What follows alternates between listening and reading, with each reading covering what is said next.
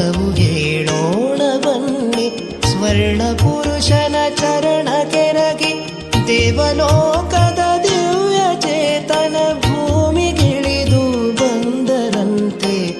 ದೇವಲೋಕದ ದಿವ್ಯ ಚೇತನ ಭೂಮಿಗಿಳಿದು ಬಂದರಂತೆ. ಸ್ವಾಗತವು ಹೇಳೋಣ ಯತಿವರೇಣ್ಯಗೆ.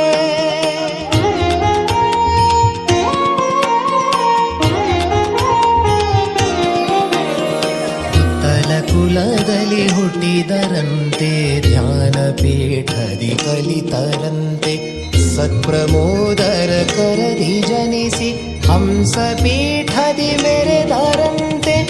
ಸತ್ಯ ಧರ್ಮದ ಮೂರ್ತಿಯಂತೆ ಜ್ಞಾನ ತಪಸ್ಸಿನ ಶರದಿಯಂತೆ.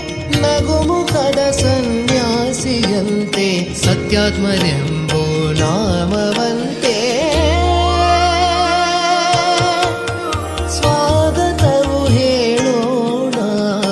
ಯತಿವರೇಣ್ಯಗೆ ಸ್ವಾಗತವು ಹೇಳೋಣ ಯತಿವರೇ